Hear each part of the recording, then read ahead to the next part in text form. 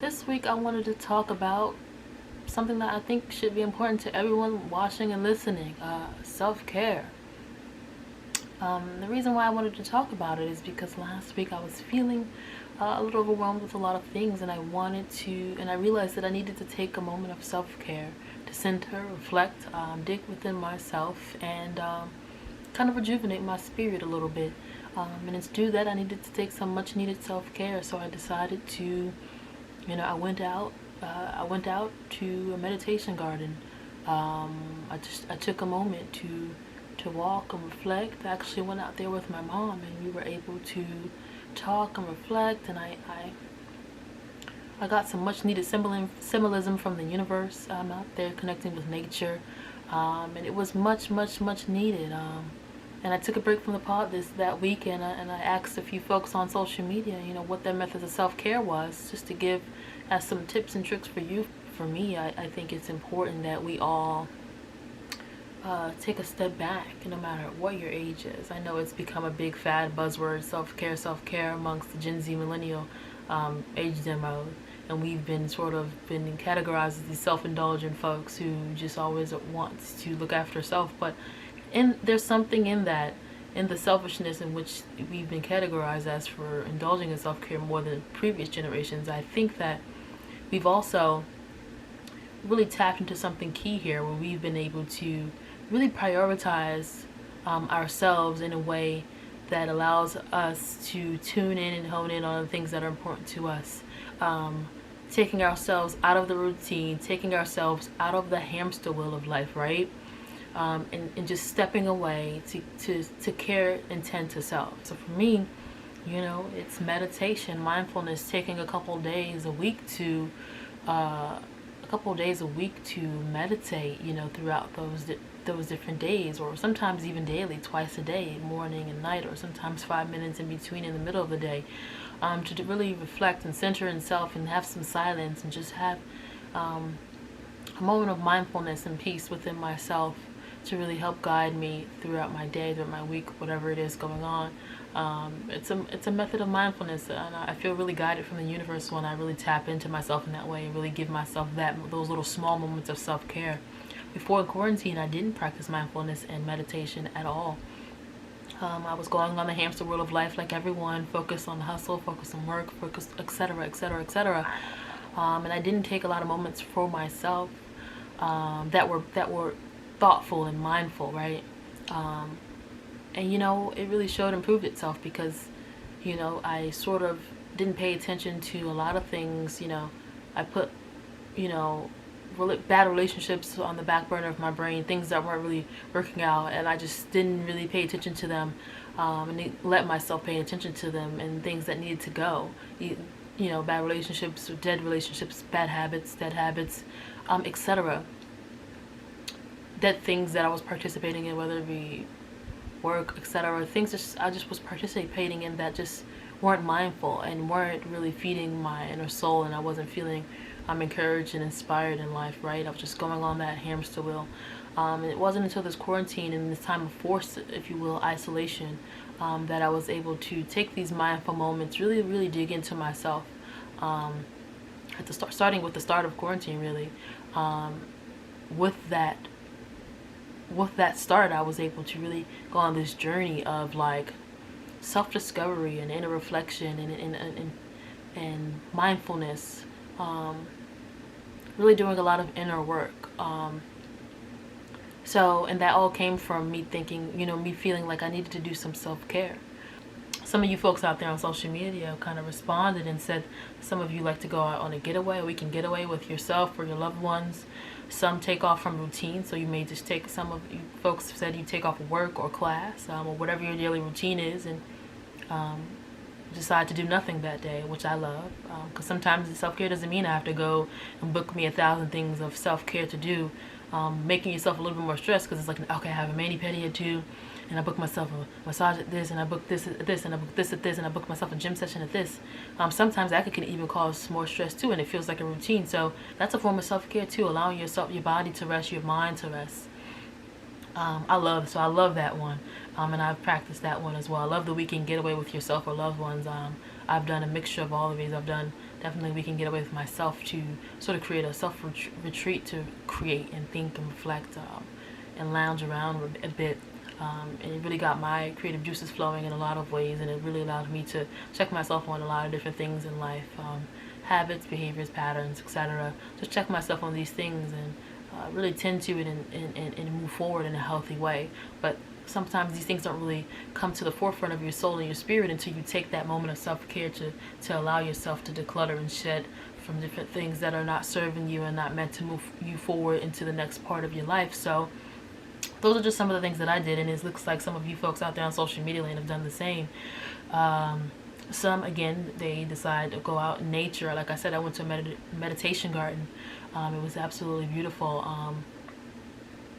Yeah, so, and I was able to see some greenery, ponds, and beautiful flowers, and just beautiful trees, and just beautiful animals, and creatures out there, and just people in their natural element, enjoying the space, that really putting my feet on the grass, on the ground, feeling the earth. I'm not an earth sign, but shout out to my earth signs out there who really get recharged from being out in nature in that way. I really see what they mean. I see what my earth signs mean when they go out and they just want to be in nature, just want to be out in the trees and in the grass. Because I did that, and it felt it rejuvenated my spirit in a very special kind of way. So, and it connected me to the universe, and I was really able to hear from the universe very specifically when I did that, and I took that moment.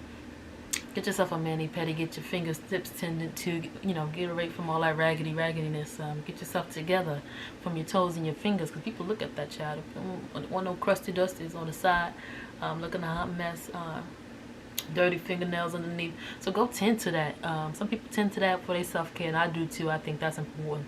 Some people just get up, take a shower, drink some tea, get your green juice, put on a facial on your face, and get your little face masks on your neck and your face, and just lounge around.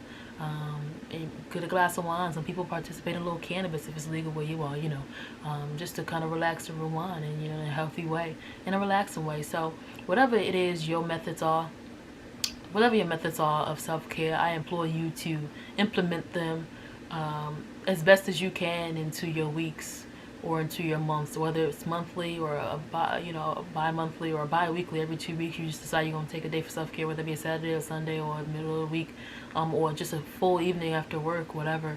But you decide, I'm not going to do absolutely nothing, or take a half a day and just decide, like, you know what, you could say, like, I got a doctor's appointment, and honestly, you just be the half a day, you just decide that you're going to relax and unwind and do your self-care, whatever it is, whatever your schedule is. Decide to take some moments away from that to really hone in on yourself and dig into yourself. That's really what it's all about. And hopefully you spiritually are able to reconnect with your inner being as a result of that moment of self-care. Book that Airbnb that you've been meaning to book by yourself, out in some nice cabin somewhere with an outside shower, or somewhere in the woods, and go and mind your business and moisturize and put on some shea butter on your lips so you won't look dry and crusty, and just lounge around and put some oils in your hair and stuff, and let your baby hairs flow out in the breeze, and take your contacts out, put on your glasses, and mind your business.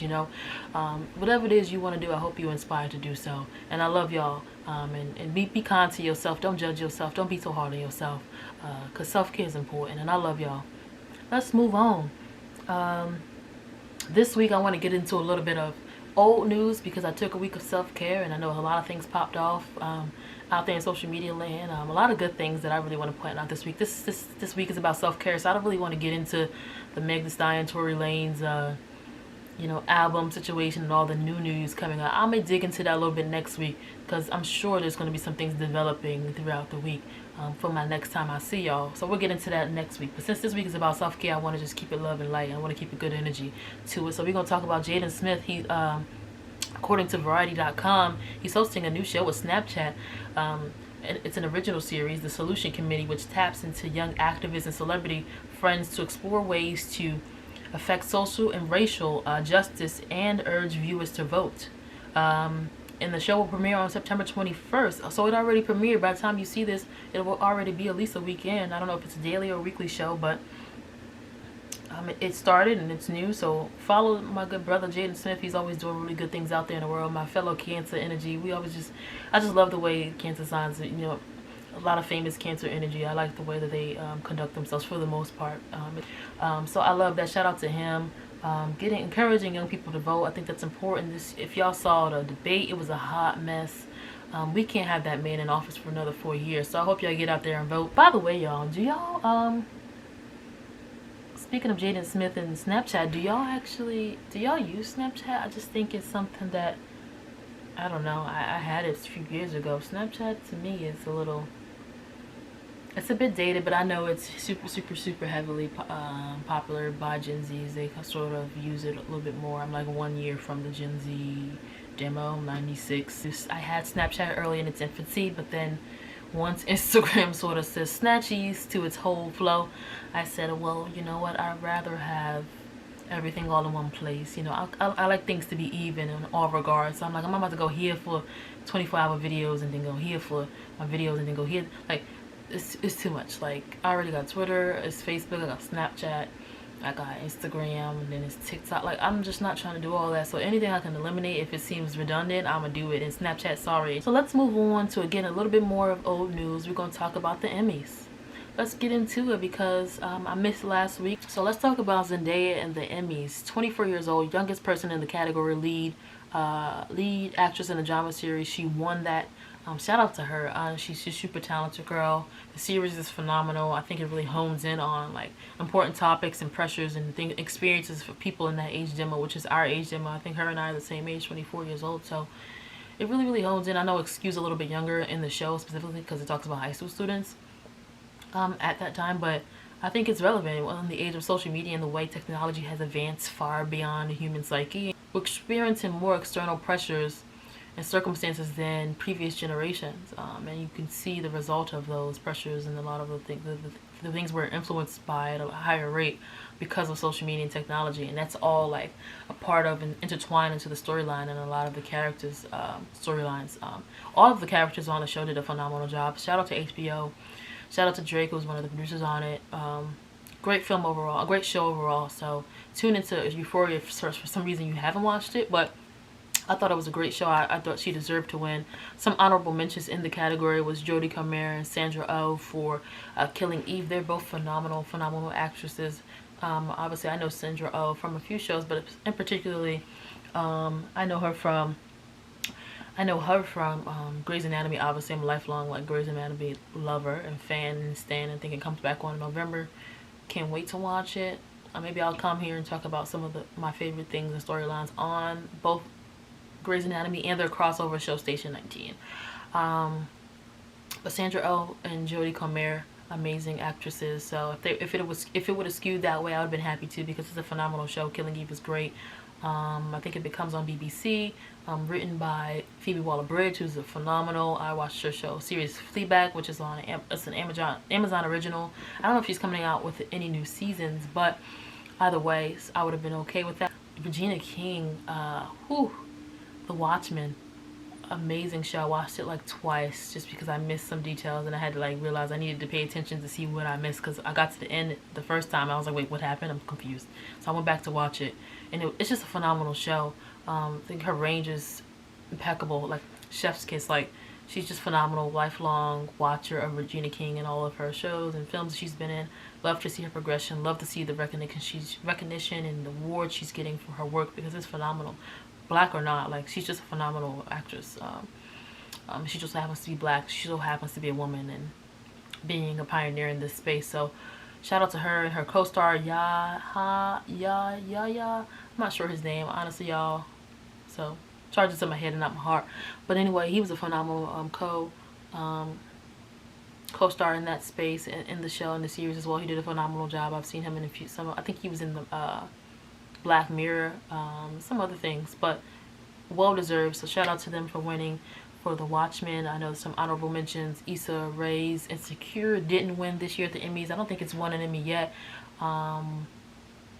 but it's a phenomenal show. So the Emmys need to get on it because like Insecure is like chef's kiss. It's like the pinnacle of storytelling, of awkward black girl, that whole spiel, you know, coming of age, sort of finding your way, sort of storylines within, and just showing black people in a super genuine way. I think, like, especially black women in a super genuine, like, funny and smart and navigating space and life and relationships just in a super genuine way that doesn't feel cringy. Like, you know how you watch shows and you feel like it was written for us, but you could tell it wasn't written by us.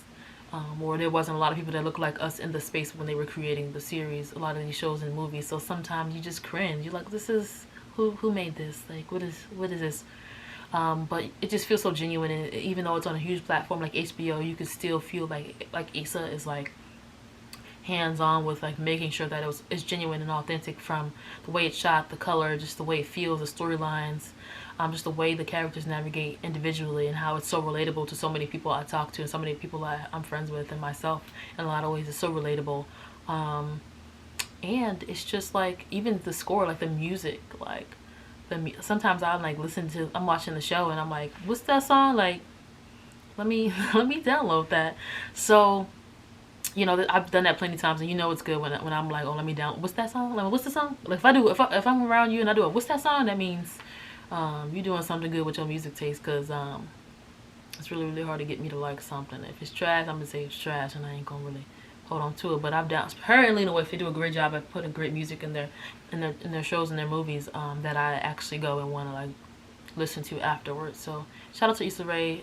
She's going to continue to get her flowers, and hopefully they start giving her awards for a lot of the phenomenal content she's putting out there in the world. And I wish her more progression and more love, and super inspired by her and her creativity. So shout out to my good sis. Yeah, so that's my Emmys roundup. I didn't really want to do a super deep dive, because like I just really wanted to call out things that were interesting to me, that stood out, and that was my black and brown folk out there who are making waves in shows and winning awards for stuff that I actually watch and actually like. So you look good doing it, every single one of y'all. I wish more black content creators success as you continue to rise and write your stories, and you're someone down in their basement or wherever you are writing your content, writing your scripts, whatever it is you're doing. I hope you're inspired by these black folks winning these awards at a higher rate, just for their great content, and you are inspired to keep pushing and putting out your art. And then hopefully one day I'll see y'all at the Emmys. I'll see you at the Emmys, and I'm like, you know what? I remember when you was putting stuff out here or here or here, and now you're here and you want an Emmy. So I hope y'all are inspired by these black content creators winning, to continue to push forward, so that you can see yourself winning in the future. Because I really am all about that. I hope it, I genuinely do love like seeing black and brown people win, and like, do what they want, and not only win in like the corporate world, like, oh, you get a job here, you get a job here, but like you win in the creative space. You win in I want to see us win in all spaces, in the medical field, in corporate America. I want to see us win in in the arts and creativity, whether it be TV, film, music. Music meaning in the forefront and the background. So if you do set design, if you're a costume designer, if you write music, if you're a producer, black, brown women and men in those spaces, not just the singers and the people that are out there rapping, etc., or the people that are actually on the TV, but the people out there writing their scripts, etc. I really want to see y'all win. People out there starting their small businesses for their products and their services. My good sis from the hood, who got her Meek Lash line. She out there promoting on Instagram. Or my good black sis, or my black brother who's like an esthetician, and they from the hood, and they getting their little business off the ground, and they doing some haircuts, or they getting their little styles out on Instagram or whatever, and they putting out their services, and people are supporting them, or whatever. You a nail technician, and you out there, your young black or brown brother or sister out there with your nail business, you just got off the ground. On my good sis with a do-rag business that I keep seeing everywhere on social media. Like, I want to see us win in all these spaces, because I think they're all important. I think they feed into each other. Like, we can't just have it on one space. We can't just have all our black people winning in basketball and music. We got to have us winning everywhere, because we can have people in corporate who makes decisions, who may be an A&R or maybe in the marketing team, and they may influence, when the marketing team is choosing like what influencers we're going to use. We can say, no, we're not going to use all these 20 white influencers. We're going to mix it up, and we're going to add a black influencer. Or I know this influencer from here that I follow, so let's add them in there. Like, we all are important, whether or not you guys know about these fields or not, or that A&R, or that songwriter, whatever it is. These are all important things, because they all feed into each other, and it allows us as people to really expand and grow beyond, and really have opportunities everywhere, and provide opportunities for other people, and push and pull up people around us in all spaces. I think they're all important. We need people in the boardroom. We need people in front making good music, and being on TV and film, and winning these Emmys and these Oscars, etc. So that's my TED Talk, y'all. I love y'all, and I hope y'all continue to be inspired by each other. Next, I want to get into the music spotlight, something a little fun, a little light, just to really give y'all a feel for some of the things I listen to, some of the things I like. Flo Milli, my good sister from Texas, she got a good cadence about herself. She got a good flow. You know, she got that little city girls like type of vocal tone, like approach to the sound, to the music, which I can't listen to their full catalog because of that reason. It exhausts me and exhausts my ears. Like I'm just like, oh, you know. But JT I can rock with actually. You know, there's some things that she's featured on when she comes on a track. I think I can rock with her flow and the way she approaches things. But it's just a little, it's just, it's just like it's exhausting. I'm just like, calm down. Like, oh my god, calm down. Why are you so loud? Why are you so loud? Like they're just so loud. I just, it's not in a bad way. It's just so loud. So I'm just like, can y'all turn the music down there? Like it's already on the lowest setting. Like it is. It just seems still so loud. Why are they so loud? And Mulatto is super dope. Young girl. I think she's like early 20s. Great flow from Atlanta. She got that twang to it. She got that country energy to it. But it's not that loud thing. It's that stuff that I like from women artists. Like when I think of women rap artists, some of my favorites are the ones with that vocal tone that feels very like Lil Kim, like it's just that energy. It's that like, you know, that sound really resonates with me. So like it's not so I'm like, oh, it's so loud. It's just like it's perfect. It's like it's got that good flow. It's got that, and they flow witty, got that energy, give you the punchlines, make you think a little bit like, wait, what she say? You know, I love that. I don't want it to be so in my face and it's like I don't have to guess, because then it's like it's cool for a little bit, like a little bit of turn up, but then you get bored after a while. It's like I just want to be able to be like, you know, like, wait, huh? Oh, snap. Oh, okay. I see what you did there. So Mulatto gives me that. She got that good energy and it's that southern thing, but it's still got that East Coast up north influence. And Alicia Keys is one of them icons in the R&B space, R&B soul space, and she the queen of hey boy, like she's the queen of like a whole little skit in the beginning of her songs before you get to the actual song. She's the queen of that, and I love that energy that she had at the essence in the beginning of her career.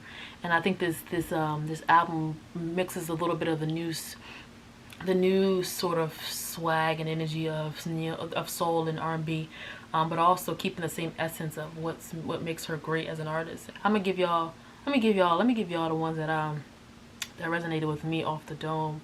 So 3 Hour Drive featuring Sampha, Chef's Kiss, amazing song. You Saved Me with Snow Allegra. I thought that was smart. You smart. I see what you did there, Lisa. You smart.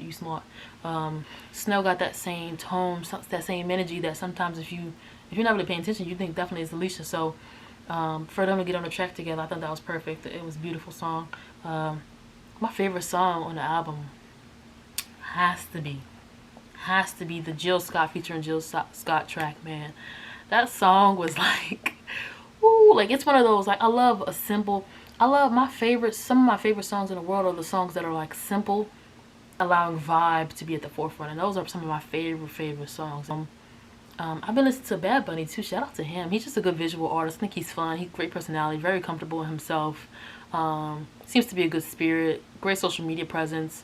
I'm a marketer, so you know everything is like a full package to me. I'm like, great social media. Oh my god, yes, he's young, he's fresh, he's in the new, it's in the now.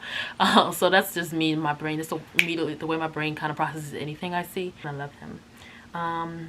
Let's get into a last few things for today. I ain't gonna keep it too long. This is self-care. It's supposed to be light. I just want to give y'all goodness this week, and then we're gonna get into some other tea and some really deep, heavy topics. And I'm gonna have some folks on to chat with me, come into my little den, my little cozy den. I've been drinking some tea. Gotta give y'all. Let me show y'all my tea. So I love me a good tea. You can't see nothing, but this is a little Japanese inspired cup. And I'm drinking hibiscus tea this week. Actually, this is hibiscus. No, this is hibiscus. Yeah, just hibiscus this week.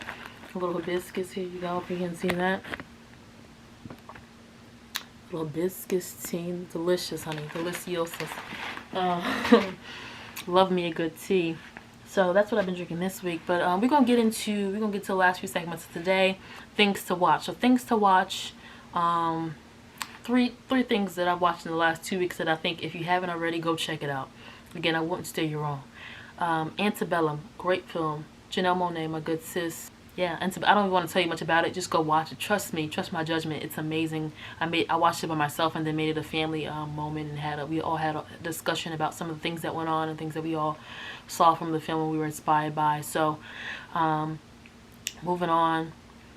The Social Dilemma is it really digs into some interesting things there, and I don't want to dig too deep into it because I want y'all to watch it, but it features it's a little bit of a drama element to it, but it also comes in out of the drama element, depicting what they're talking about from a documentary perspective. It has a little bit of both of those elements to kind of depict what they're talking about in the documentary with experts in the field who are some of the masterminds behind some of the things we use, the technology we use every day that's become so important to our everyday lives. They're talking about it, and they're saying and making recommendations for how to not be so engaged and addicted to social media. Last thing on things to watch is Sexology with Shan Boody on Quibi. Quibi is a short form streaming service, just like 6 to 10, 12-minute content. It's really no more than, I've never seen a video no more than like 15 minutes on there, to be honest. But anyway, Sexology talks about, I love the way Shannon digs into sex from sex and topics and taboos around it in a very healthy, fun, and informative and insightful way for you to kind of really glean from, and you don't feel like it's like, ooh, it's like, oh, okay, oh wow, I didn't know about that, or oh, that's interesting, or I was thinking about that, or whatever.